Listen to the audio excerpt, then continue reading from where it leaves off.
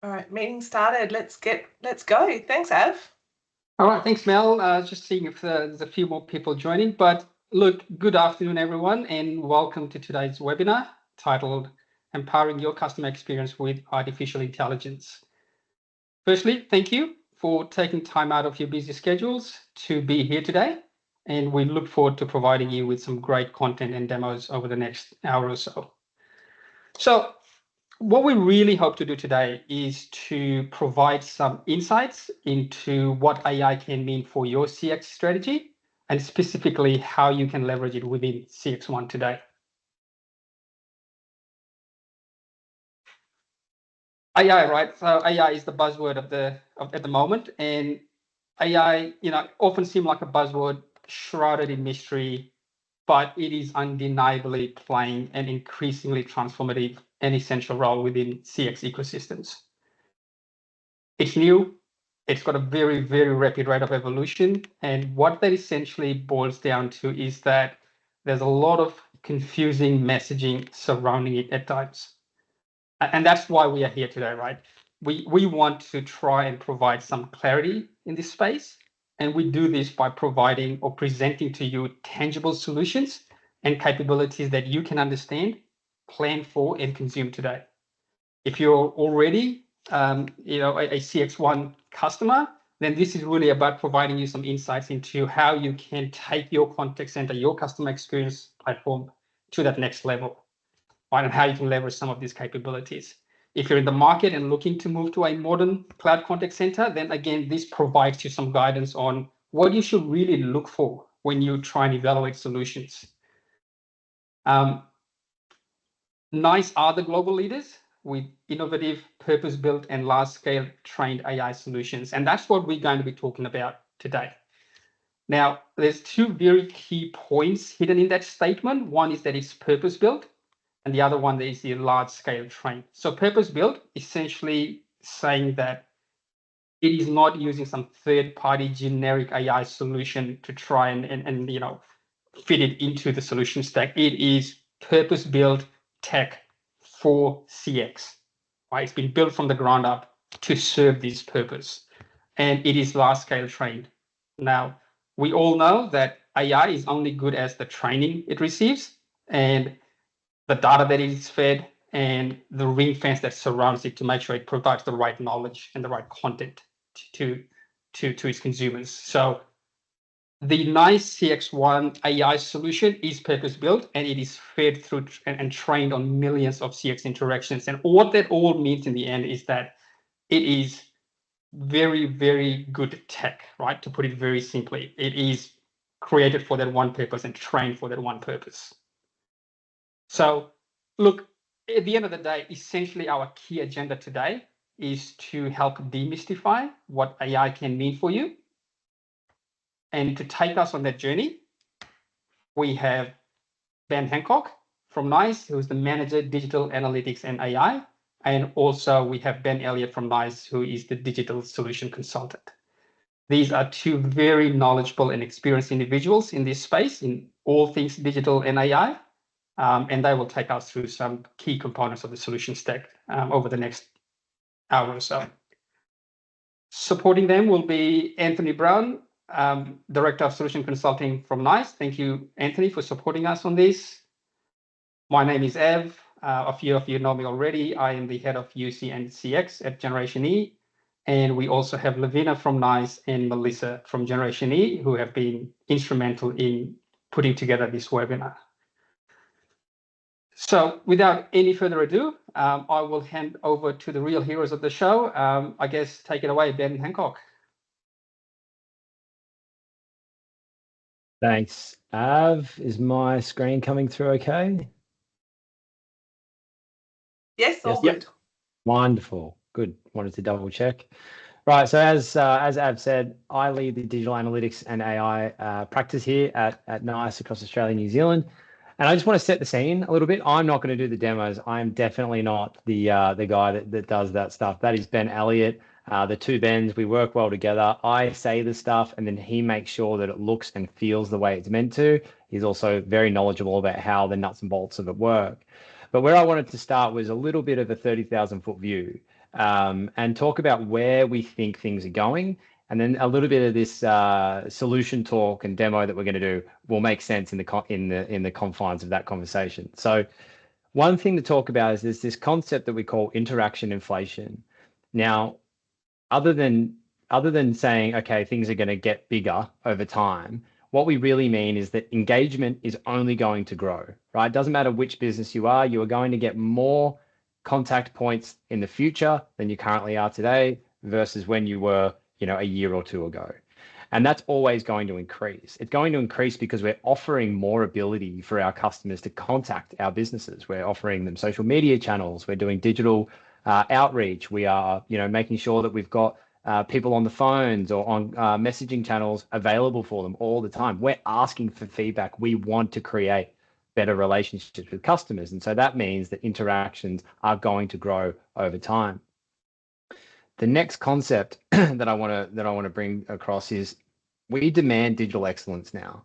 We expect everything to be, hey, Google or hey, Alexa, and we expect things to just work, right? We are now spoiled when it comes to great digital experiences by companies like Uber or Netflix or Spotify. And so when we have these digital experiences as part of our customer engagement strategy, the pressure on us to deliver them at an excellent level is very, very high.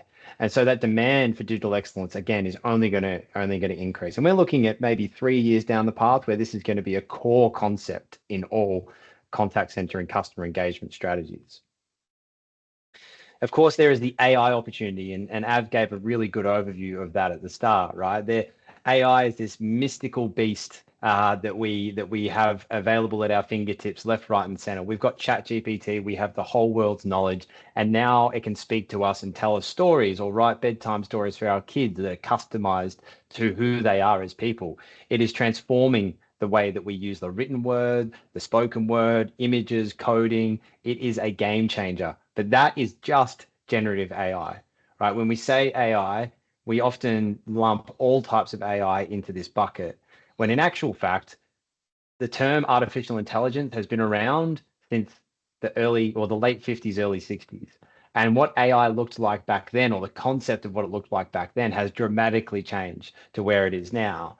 And so what I'm getting at by talking about that history is that sometimes when we talk about artificial intelligence or AI, what we're really talking about is machine learning. We're talking about narrow models that are built to understand or predict one thing or a small amount of things. And an example of that might be a sentiment model, right? So having a conversation between an agent and a customer, and we want the model to tell us, was that a high sentiment call, a medium, low, very low? And that model has one job to do. And that model, all it does is tell you what the sentiment is. We then have other models that are focused on complaint identification, vulnerability identification, soft skill behaviors, right? Did the agent show ownership?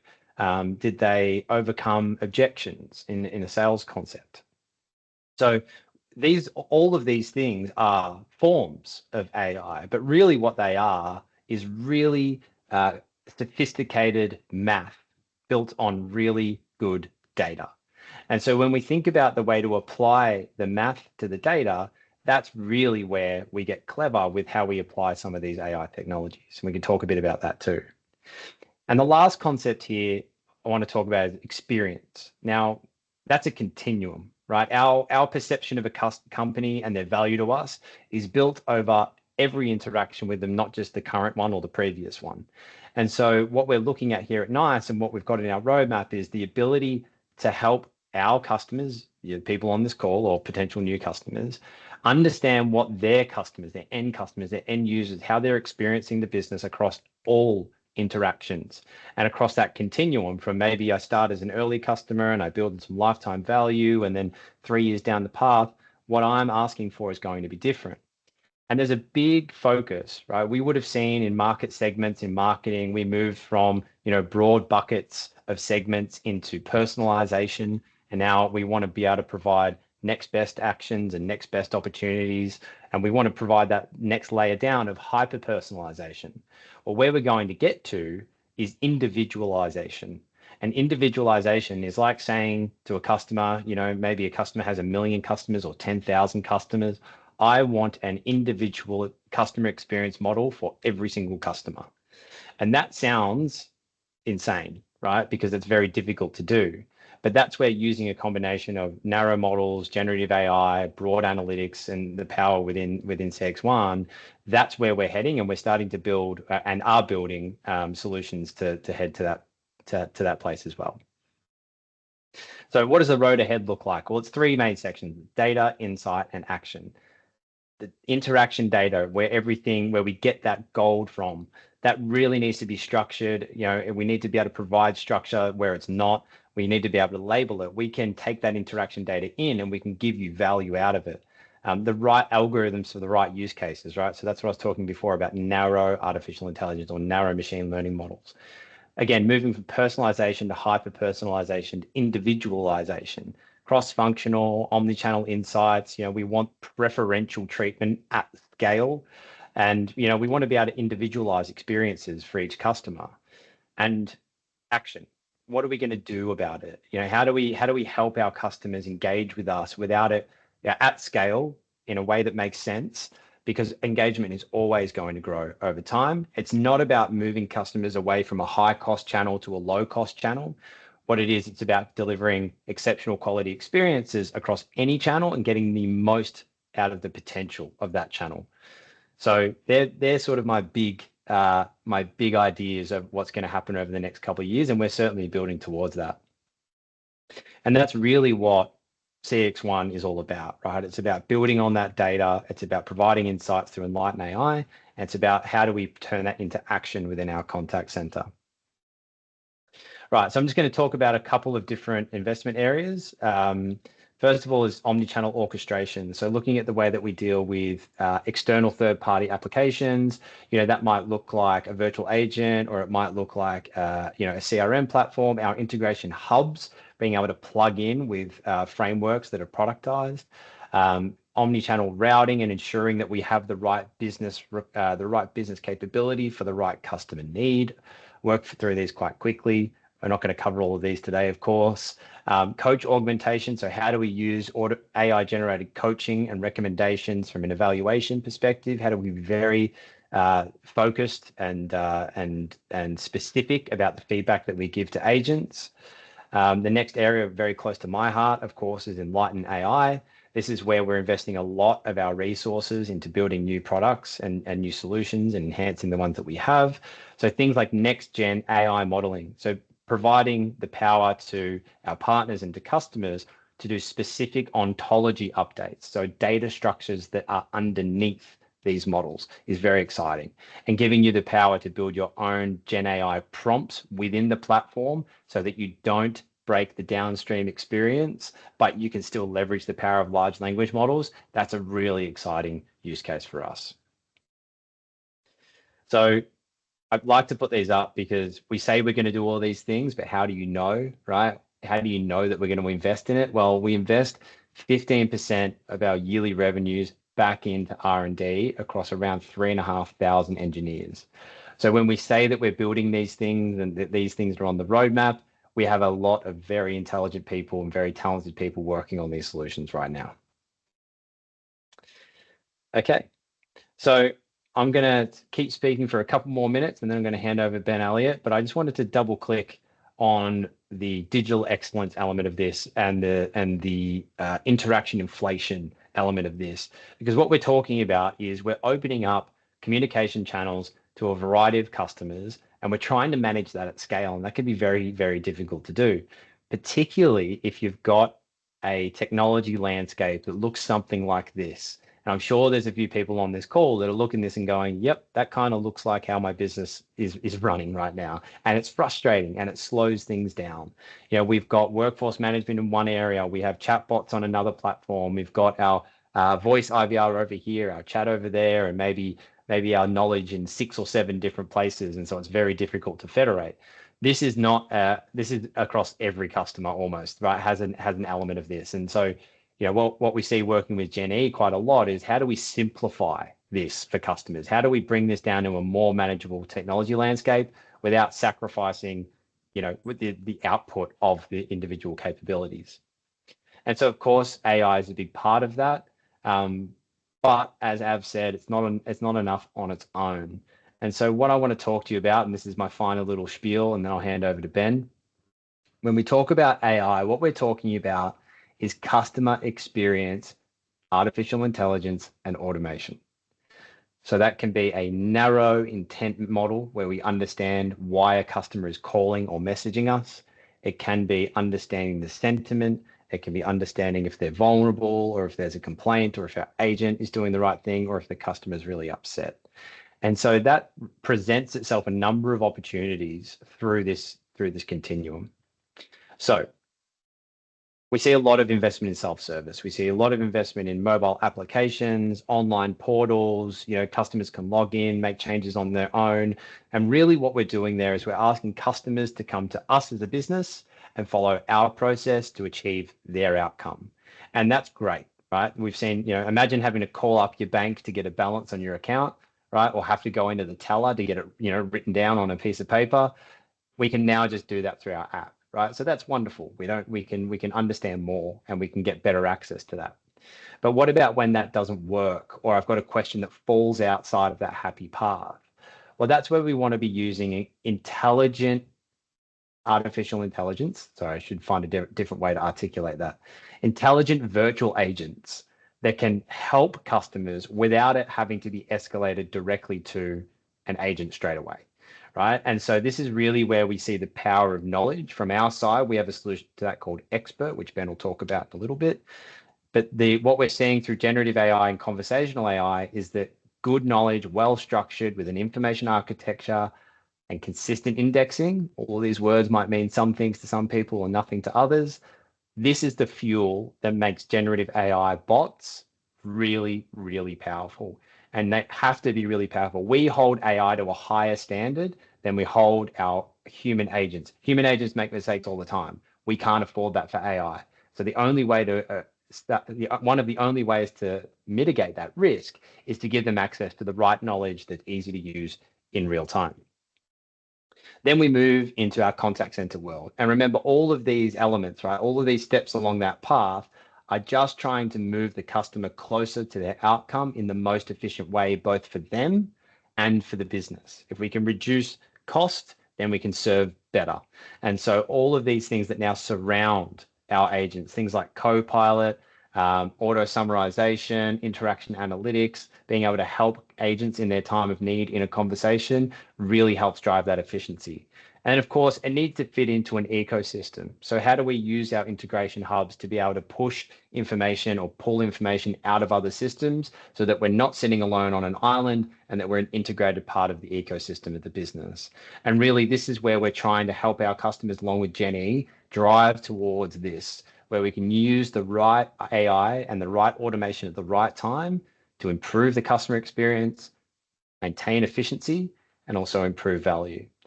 So the key things: we need AI for customers, we need AI for agents, we need AI for the business, and it needs to be on an open and scalable platform.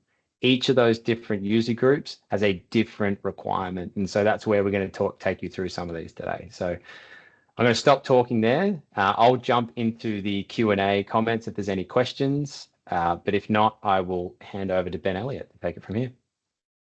Thanks, Ben. I just want to say before I introduce myself and get into it, I think saying intelligent AI is like saying ATM machine, like It is, yeah.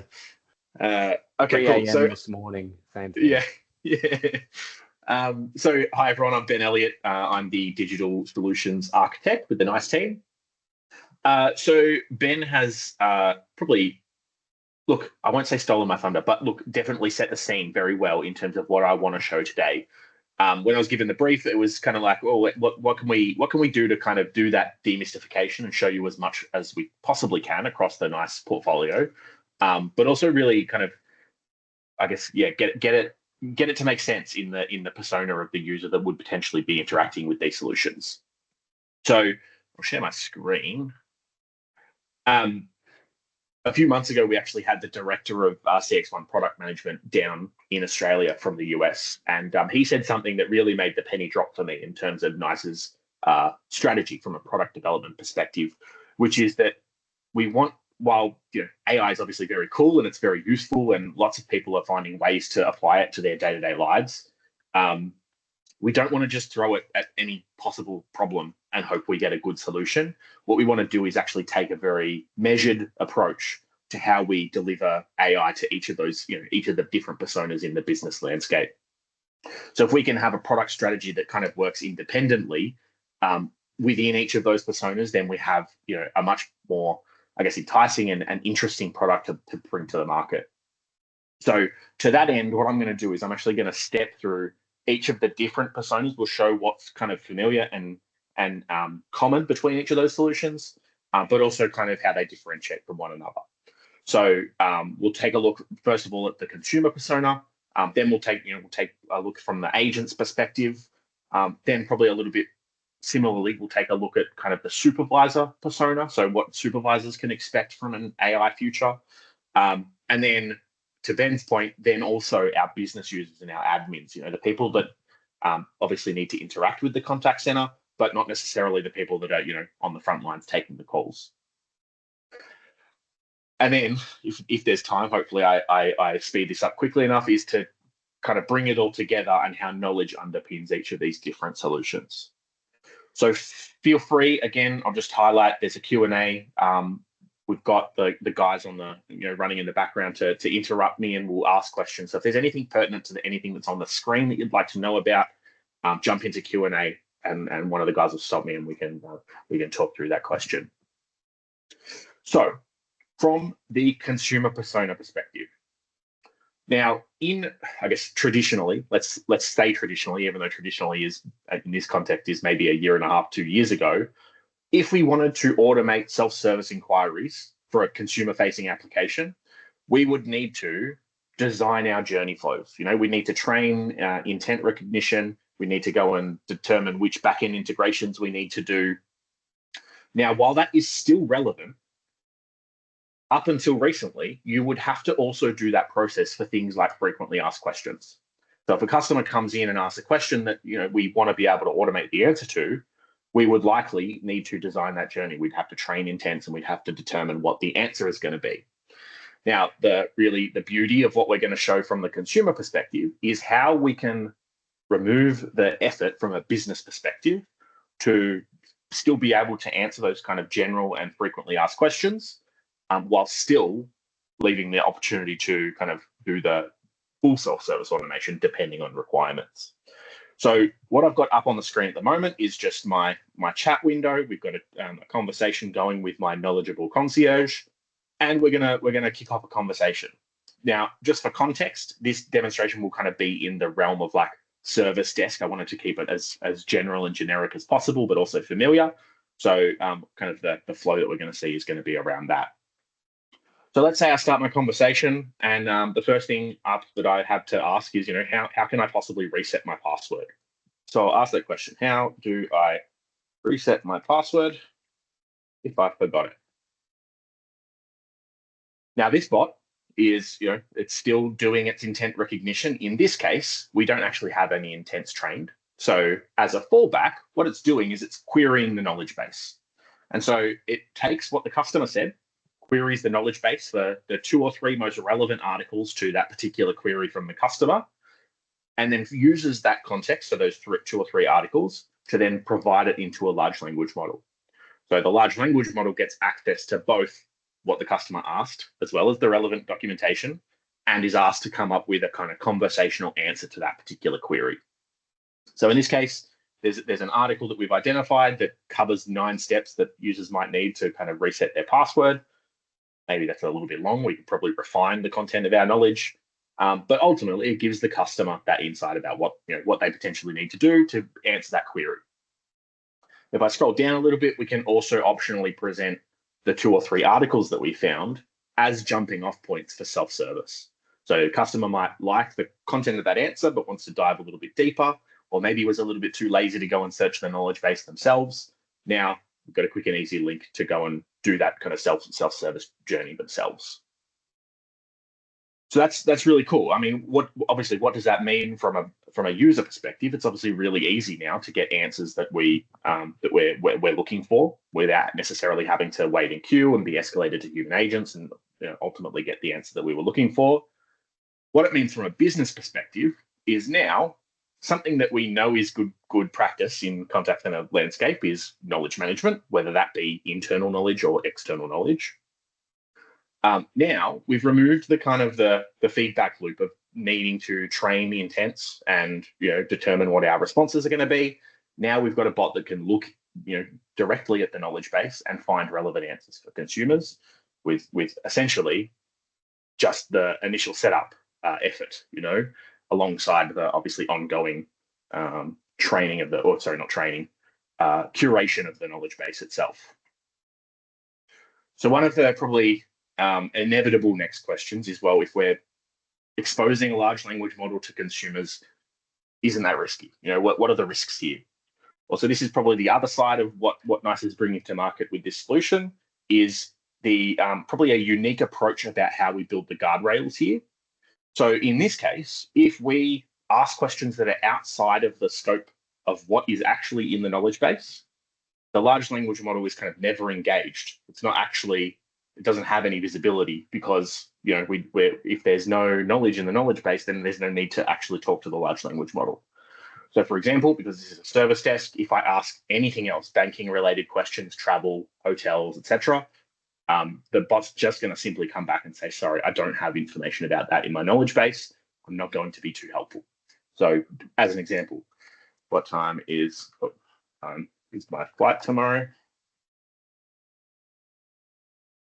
The bot has no reason to know anything about flights and scheduling and all that sort of thing. So it comes back with, I don't have enough information in the knowledge base. For those that are a little bit more familiar about what large language models can do, obviously they're kind of trained on a corpus of data.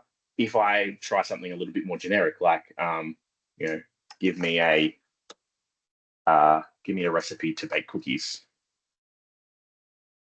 things, platforms like ChatGPT will obviously be able to look through its corpus of data and information and come up with a reasonably appropriate answer to that particular question. In this case, in the business context, because we don't have the training data around that, we can avoid that risk of the bot answering things that we don't want it to.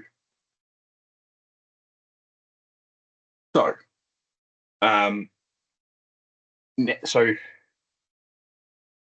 let me get my thoughts together. Okay, so the ability for it to be trained, right? The knowledge that underpins the ability to answer. At this point, the content is living within CXone Expert, so that's our enterprise knowledge management solution. We're going to see a couple of times where that word comes up, CXone Expert comes up. So we'll kind of tie it all together at the end and take a little bit closer of a look at Expert itself. But just for context, and maybe for those that are questioning what's going on, this is CXone Expert in the background. So this is the knowledge management system. And I've configured my bot to answer questions from this particular section of the knowledge base. Okay, so now we've had a look at the consumer perspective, how large language models are kind of influencing the consumer side of things. And this is obviously a contrived and simple example. But what we're kind of doing is we're going to step through each of those personas. So now I will ask to speak to a human agent. The bot's configured to recognize those keywords and escalate me to a human in this demonstration.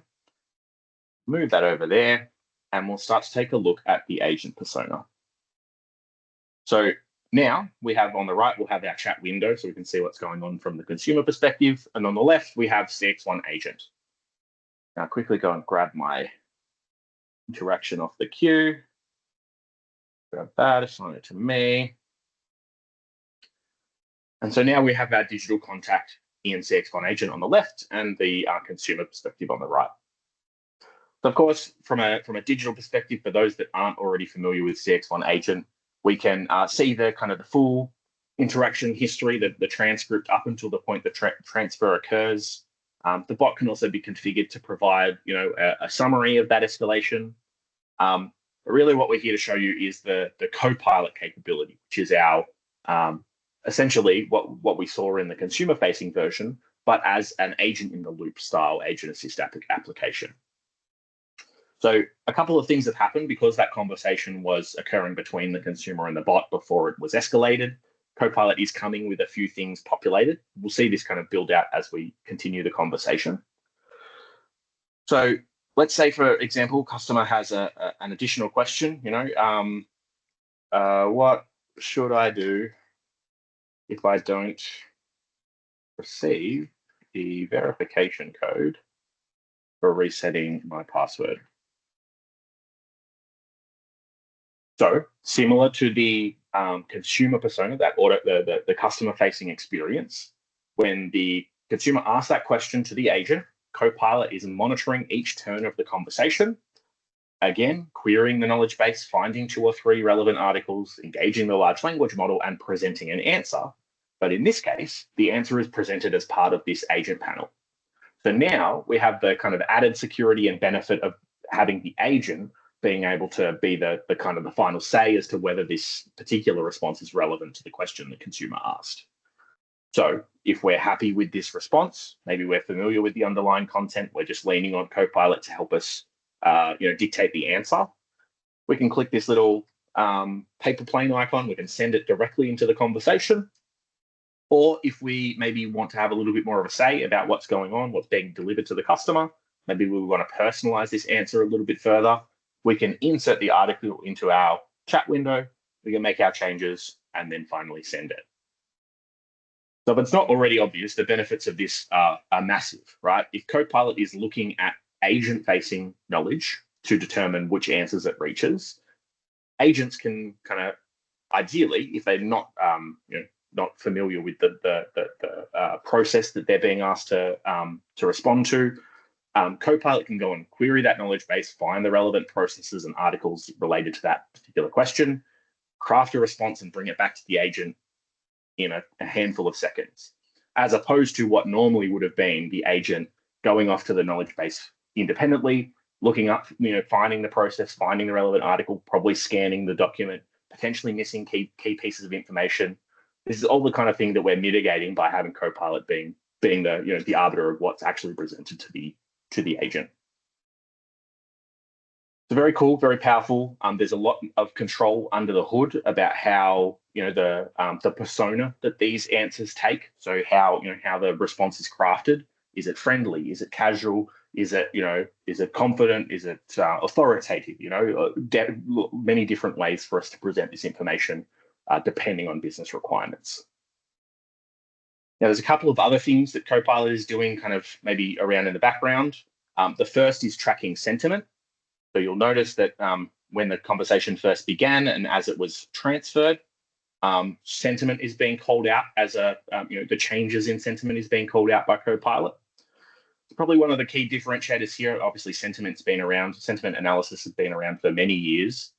The key benefit here is that we're applying the large language model itself across the transcript to try and pick out the reasons why that sentiment has changed. And so the reasoning for that sentiment change is also presented in the sentiment card. We can see here, we've moved it to neutral because we've requested a human agent. So that indicates a neutral sentiment, potentially trending towards negative. This is a combination of a couple of different capabilities in the NICE portfolio. The first of which is obviously sentiment analysis. The second of which is large language model to reach a conclusion about why. Now, there's a couple of other things. So agents obviously have very different levels of experience. So some agents might like to rely on Copilot and just the content that is being presented as the conversation progresses.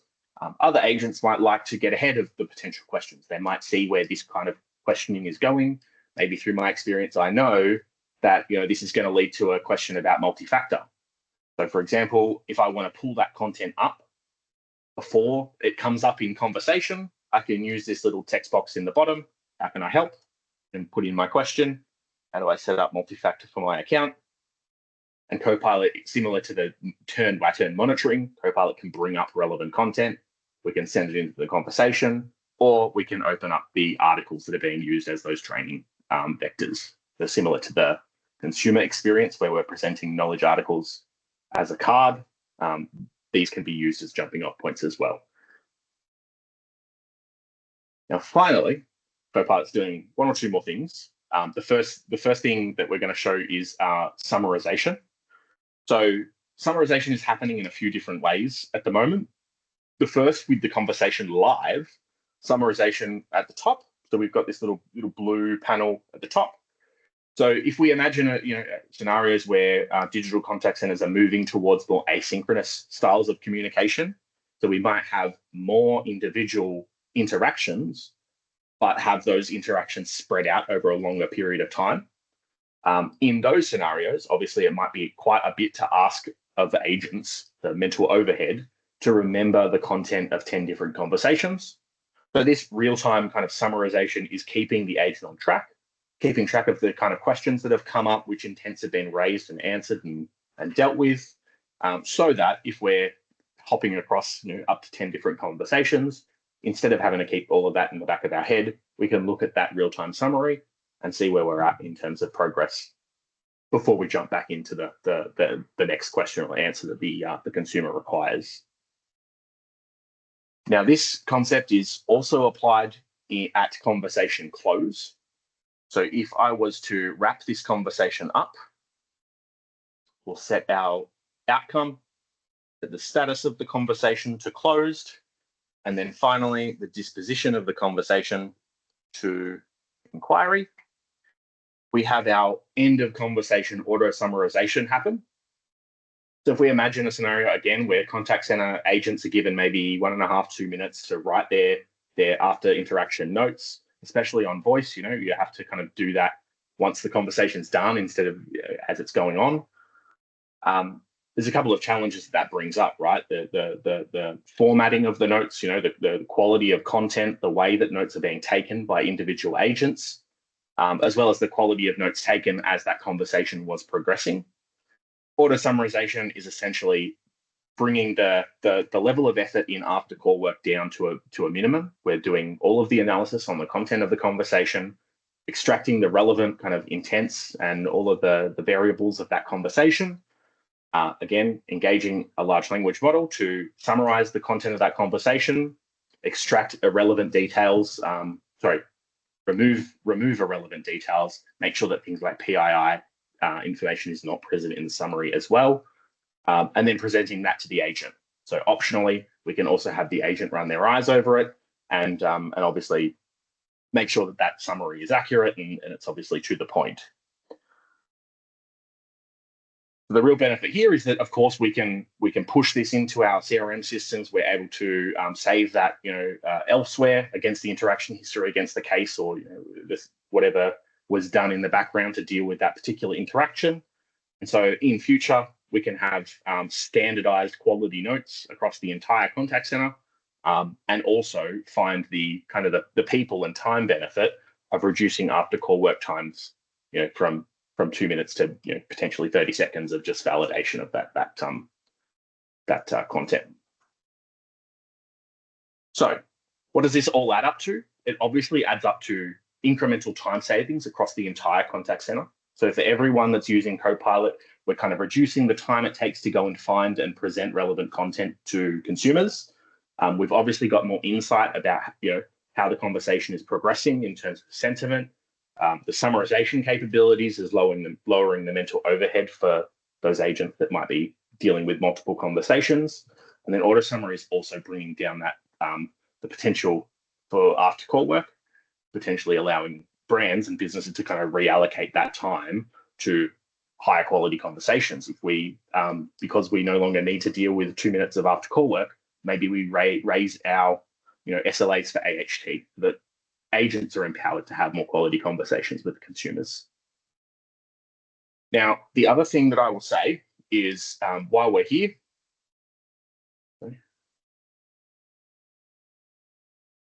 while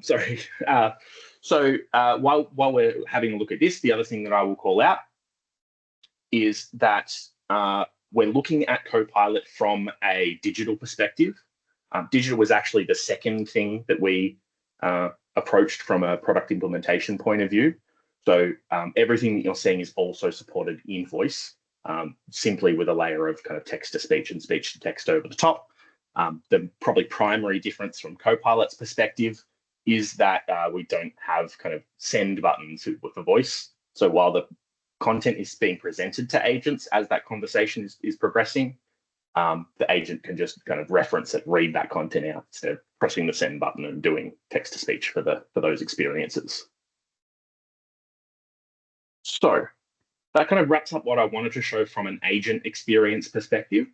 I might just pause. I haven't been kind of tracking what's going on in the background. Are there any questions or any curiosities going on from the team?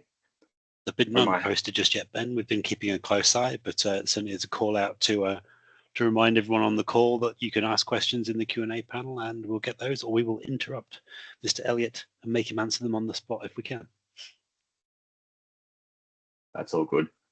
Any commentary or things that I've missed from the team that you think I should have covered in Autopilot and Copilot before I move on? No, all I'd add, Ben, is even from a auto summarization perspective, we're seeing some really incredible initial results from customers that are adopting this. We had a customer in New Zealand that was one of our foundation customers for this that trusts the summarization so much that they've actually asked us to be able to block agents from changing it because it's providing so much value that they don't want agents to add any additional comments to it because it wasn't adding any additional insight. So I think the main thing is that that's one element of this. There's also benefits to agent onboarding time when new policies or products or solutions are brought to market through your businesses, being able to have them basically become experts within a short period of time by having Copilot prompt them and answer questions on their behalf is massive. Reducing general inquiries and low value inquiries through the use of Autopilot knowledge is a huge efficiency gain as well. So, all of this is really great technology, and I think Ben's done a great job at sort of showcasing that and talking about some of the value. As part of this, working with Gen-E, also more than happy to provide a indicative Copilot ROI for the businesses that are interested in sort of helping craft that for them specifically. But of course, the main focus here is how do we drive better customer experience and more efficiency without sacrificing that engagement with the customer. So Ben, thank you. That's great. Cheers, Ben. All right. So with the consumer perspective and agent perspective under our belts, let's take a look at what the supervisor experience can look like. So while this is currently live and available in terms of product availability, I am going to show it in kind of an on-rails experience just to make life a little bit easier from demonstration perspective. So if we move over to the supervisor window, so my second window here, we'll clear some of my alerts. Now, to some of you that are familiar, this is what the CXone supervisor console looks like today without the Copilot capability enabled. So you can configure the ability to highlight, agents in states over a threshold, things like sentiment call outs, hand up capability. Now, if you remember in the Copilot for Agents experience, we had those sentiment changes being called out in the Copilot window. So if I now move my experience over into Copilot, we'll see what this does to the UI and how that experience changes. So the first thing that happens is we now can pull out those sentiment changes, again, setting thresholds, so that we can present that to the supervisor. So similar to that natural kind of natural language text in the sentiment change card in Copilot for Agents, the supervisor can now get much more insight about why that sentiment has changed. So what was the consumer's experience as they escalated, which particular channels have they engaged with us on? And in a summary, like why is this sentiment changing? And so again, very similar to the existing supervisor capability, we've got the ability to jump in and monitor that call as it's going on. We can obviously coach the consumer coach the agent without engaging with the consumer directly, or we can go and take that conversation over if we think that it's necessary. Now, some of the other examples of kind of Copilot for Supervisors capability, so things like, again, the working state. So why is the working state extending beyond our SLA? You know, why is Hank working for so long? You know, when he should have changed states, been available for a period before taking a new call. And so this more insights is giving us a bit of a summary about these troubleshooting steps taking much longer than originally expected. Copilot for Supervisors is also hooking into the ability to present some of the information visually, so we can see why that changes and how that compares to kind of the contact center average. There's also hand up capability. So CX1 agent allows agents to kind of put their hand up, and obviously in a more digital world with remote workers, it's much more likely that agents don't have the help they need. So having a digital way for us to do that and present that to their supervisors so that they can jump in, message them, coach their conversations, and try and provide the help that they need as that interaction is progressing. And then finally, right down the bottom here is, again, similar to the agent's experience of being able to prompt the model to present information instead of doing it proactively. Supervisors now have the ability to kind of interrogate the information, the data that underpins their area of responsibility, so that they can gain insight, right? They can try and find ways to improve or gather the information they need to do their job. So we'll see this in a little bit more detail in the next persona. But for now, we'll do something like asking, show me the top 5 agents on my team with the highest after call work, and how does it compare with the team average? We'll click that, we'll send that through. And Copilot for Supervisors is essentially using that natural language understanding as well as an understanding of the underlying data model to go and get those 5 agents, measure them based on after call work, and also get the team average. So we can see that Jacob maybe needs some help. Maybe he needs auto summary, right? He needs the ability to bring that after call work time down considerably.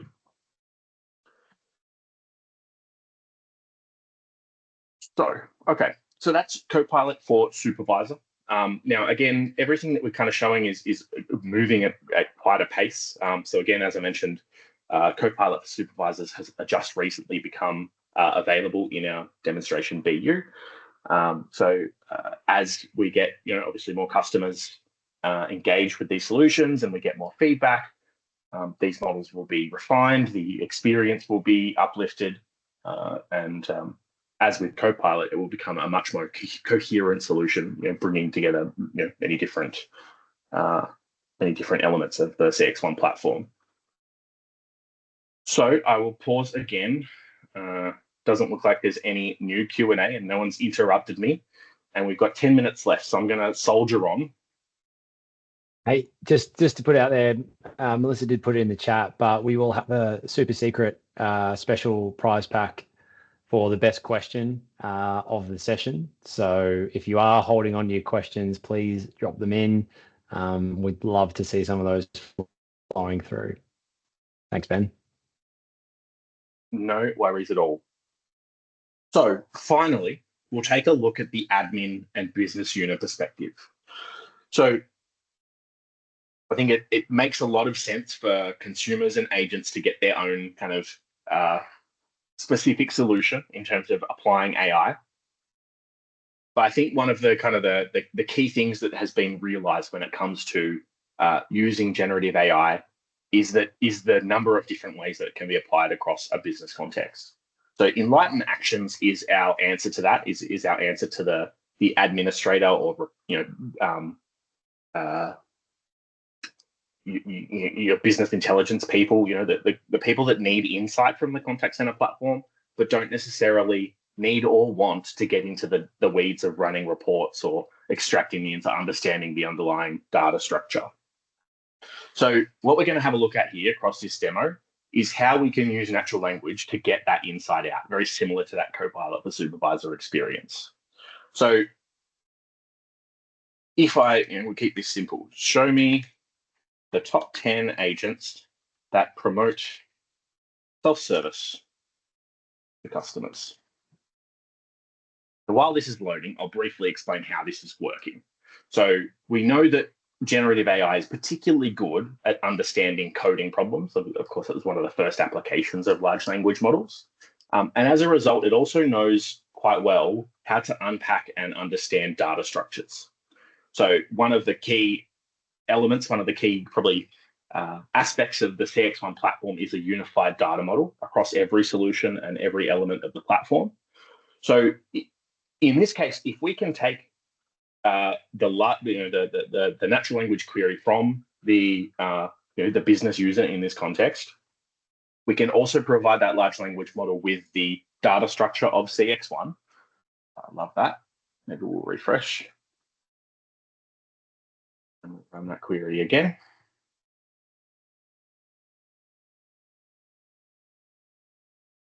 So yes, so if we can provide the data structure from CX1 and we can kind of connect the dots between what the consumer is asking and what we can present from a CX1 perspective, then the large language model should be able to, if we can get this demo to work, is provide directly the answer to that question, whether it be presented in table format, visualized as a chart or a graph.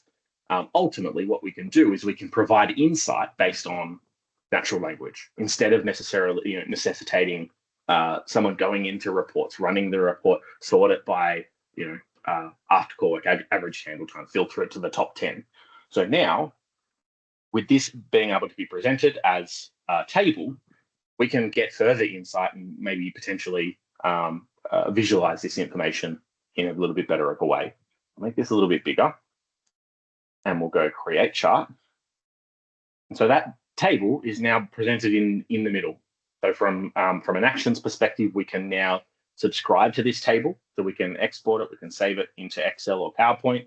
We can also star it, which means that if we come back in future, go to follow chart, we can now view this updated in real time as the contact center changes. So now, if we want to refine that query, we want to make things a little bit more nuanced. We want to maybe make it, this might be all-time average self-service score, but we want to make it a little bit narrow. We want to look at how this changes over time. Maybe we only want to look at the last 30 days. So we can run a new query, show me the top 10 highest volume agents in the last 30 days. Also, chart AHT. And our actions, again, refining that query, understanding the CX1 data structure, and being able to present that information into the actions console and chart it. We can now get nice, pretty graphs with a minimal of effort. Like this demo is real time. We're actually getting these insights, these graphs being charted as we ask for them. This is the power of actions. Actions is incredibly cool. I think this is probably one of the parts of the CX1 platform that has the most area to grow. Some of the areas of investment in Enlighten Actions is the observability dashboards. So we actually have some pretty cool stuff upcoming. At the moment, observability gives us reporting around things like our knowledge base and Copilot. So how appropriate are the answers being presented to agents in the Copilot experience. But we have on the roadmap some enhancements coming. So things like being able to provide actionable insights to improve AHT and after call work. Things like observability dashboards for the consumer generative autopilot knowledge, the first demonstration I showed today, as well as observability for the Copilot for supervisors experience. Now, there's one last thing I want to show, which is the ability to create and manage content through actions. So again, leveraging large language models for the things that they're known for, generating content and providing that in a way that is consumable to other solutions. So if, for example, through the observability dashboard, we notice that there's a gap in knowledge. We know that when particular questions come up around resetting passwords, that users are not using them. They're either modified or ignored. So in those cases, what we can do is we can go into the knowledge article section of Enlighten Actions, and we can say, create me an article for resetting passwords. Now, what this is doing from Actions perspective, again, keep in mind, Actions has access to the entire data schema, including the content of transactions. So if we have seen examples where agents have dealt with queries regarding resetting passwords, we can use that content in Actions to then determine how we generate the article. There's also some configuration to allow it the flexibility to be able to pull from public information. So like, the NICE website in this example. But ultimately, we've now got a starting point for our knowledge and curation practice to be able to present and push that draft into our knowledge management solution so that we know that these solutions and the generative AI is getting better over time as well. So in cases where it was not able to answer and the agent went ahead and answered it anyway, we've now got this really, really good feedback loop where we're harnessing the kind of the insight that agents have in terms of dealing with customers to be able to make it easier for agents in future to be able to deal with those kinds of queries. That's very cool. We can obviously publish that as draft into Knowledge. Now, I'm aware I'm running right up against time, so I might just pause there. We've got 2 minutes left, Ben, and there is actually a flurry of questions that have come through as well. Fantastic. Andrew, did you want to call out any of these questions? Or Anthony, sorry. I was going to say, hang on a minute. Sorry. I don't think there's I was looking at your surname as well, and it just pulled together. Sorry. I think Ben's obviously been trying to get to some of those in the chat. Ben, are there any that sort of really jump out from your perspective as well? Yeah, so there was a couple of questions around sort of which base models that we've used and how to use, I suppose, knowledge, right? And this is really where a lot of the nuance comes into play when we're talking about generative AI and large language models. So I'll cover those off, and I'm more than happy to give written answers to these as well. We use a number of different large language models, foundation models that we host them ourselves. You have private tenancies. We use Amazon Bedrock to facilitate that. We are constantly testing A/B testing or ABCD testing different models to see which is the most performant for different use cases. We don't use just one across all of our generative AI capabilities. We actually use multiple for different reasons because some are better at other things. From a knowledge perspective, I'll cover that off really quickly as well. Copilot for agents and actions here requires expert. Without going into all of the detail, the reason for that is that we found, this is a general industry thing, generative AI does best when we provide it with a really strong information architecture that can help us vectorize the information and index it in the right way. Very high level, vectorization is effectively like 2 points on a map. If things are close together, the longitude and latitude, then we know that they're related. Generative AI loves that context, and it means it doesn't have to do more interpretation of the source content in order to answer specific questions. So more than happy to talk about some of that in more detail. We are looking in way down the line of how we might integrate with other KBs, but each KB and each implementation of it has different nuances in the way that they've constructed the indexing or indexable content in there. So most other KBs on the market, aside from maybe one, don't enforce an information architecture. Expert does. And so we're seeing really highly performant outputs from generative AI, not just from that, also from the prompting and the engineering around it, but that is a key part as well. For anything that we haven't gotten to in the chat, Melissa, I think we can take those into an email and reply to those individually. Yeah, so there's some great after stuff this in call, because I know we're at time, thank you everyone for joining. I will send out a summary to everyone with the notes, a recording of this session, and we will answer the questions. And we will also have the winner of the best question. And so stay tuned for that on the summary email that will come after. So thank you to everyone for joining. Ab, did you have any final words? No, just really quickly, thank you everyone for joining. And look, if you have any questions and you want to have a further conversation, please reach out through your CSM, through your account executive, through whatever contact point you have within Generation E or NICE. All else failing, just reach out to me. More than happy to facilitate next steps. So again, thank you everyone. Enjoy the rest of your afternoon. Thanks all. Appreciate it. Thanks everyone.